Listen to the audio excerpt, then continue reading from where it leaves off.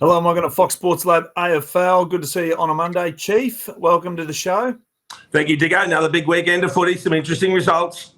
Okay, so everyone's had the bye now, so level playing to the second half of the season. But I want to go back to Thursday night with Geelong and Melbourne. So Geelong, interesting enough, $9 for the flag. So no Jezza, no danger, but still got it done against Melbourne. And then on the flip side of that, Melbourne are $6 for the flag. So do you have Geelong coming back now in a pointed way that you can genuinely give them a chance as contending?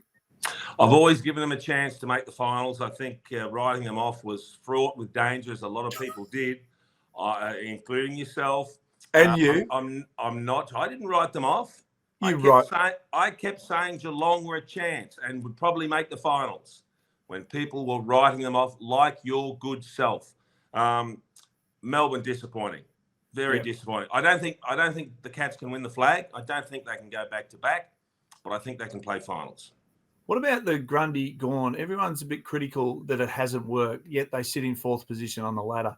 Where do you sit? Because did Collingwood get it right in going, okay, we don't need Grundy? And is he adding any value to Melbourne in your eyes? Well, Collingwood get everything right, don't they? And it just proves the theory that not necessarily Ruckman are going to turn things around for you, Dicko. Now, you can't say Melbourne got it horribly wrong because they both had pretty good seasons, Gawn and Grundy, but they're just not playing well. It's their ability or their inability to score that is the Achilles heel for the Ds. They just don't have that connection going forward. Their ball use hasn't been great. So I don't think you can sit there and say it's because of the recruiting of Grundy. They got it wrong, but I have some concerns about Melbourne's ability to win it as well. All right. Well, concerns. We've got to go West Coast because it's just sitting right there on a tee and we've got to hit it. You've been inside the walls. You've been a footy director, so who's to blame for this? Because I'll go back just to one trade with Tim Kelly. They gave up 2 first-rounders. So in 2021, they won 10 games. Last year, 2 games. This year, 1. So there was a cliff there, but no one saw it. So Simo didn't see it, and the list manager's obviously turning a blind eye as well. Who's responsible ultimately for the demise now of West Coast? Well, look, I guess there's a planning committee there that makes decisions around their list, and when they went after Tim Kelly, they thought they could probably go the other way. They had some good experienced players. No one dreamt they were going to have a couple of years of just ridiculous injuries where they couldn't get anyone on the park. But I think what they have to realise now very, very quickly is that all their good players are at the back end of their career as well, and they're not playing their best football. So it's not a matter of saying, oh, when we get players back from injury, we'll be okay. They're not okay. They're in a very, very big hole, and they need to recruit a lot of good young talent to dig themselves out. So personally, I think it's going to be a really long haul for West Coast. Well, but based on that, just quickly, so no one wants that job. So do you just, like, coaches have been sacked for, lesser margins than that. They've been belted by 100 points 4 times this year.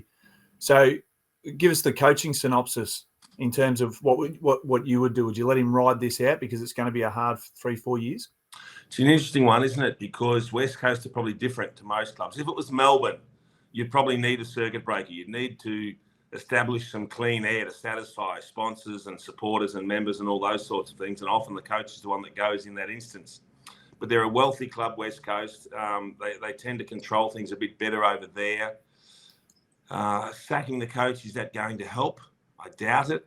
But you need a commitment from Simo that he's ready to rebuild and sort of invest in the kids, and they need to have a clear direction about how they're going to rebuild that list, because too many of the players that we've known for years at West Coast that have been good players for them are right at the back end of their career, and things aren't going to get better. That's their problem.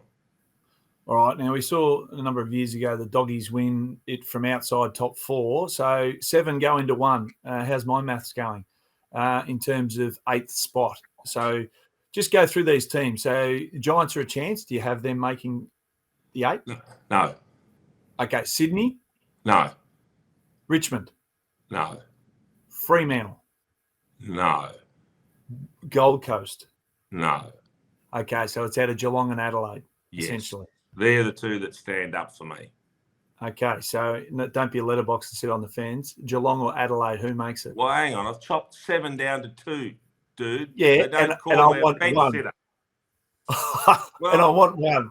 Well, hang on. Are you saying that 6th and 7th are safe? Yes. I've got the doggies. The doggies are already a game ahead of Adelaide, and Essendon are a game ahead. They've got the softest draw. You got St Kilda sitting on 32, not a bad draw. Melbourne are in 4th spot at 36, and the rest is history. I'm not sure that Essendon and the Bulldogs are safe.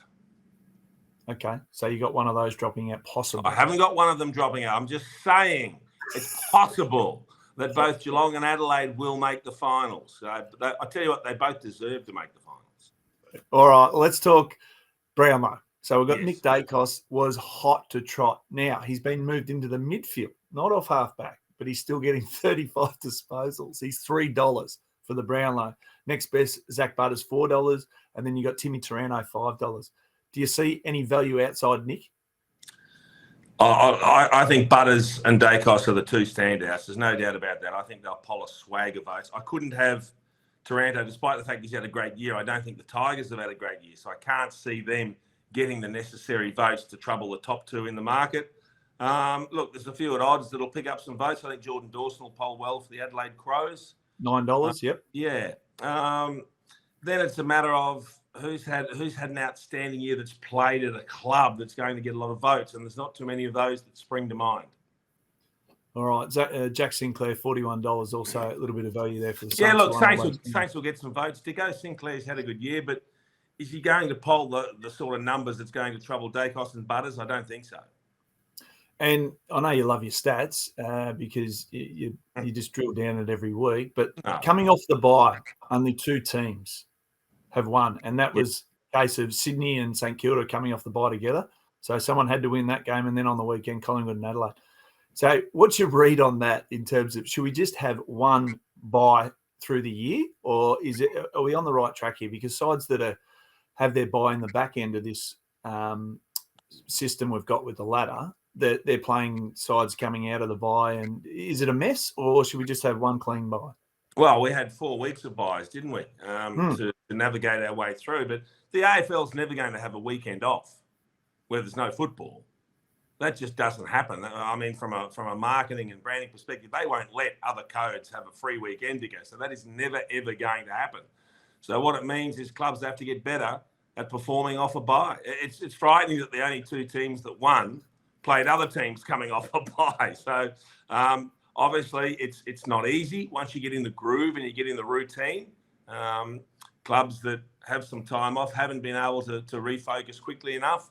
So that's something they've got to continue to work on. But the bye will be here and you'll have to continue to deal with it. Chief, we'll see you on Thursday. Thanks for joining us on Fox Sports Lab AFL. What's gambling really costing you?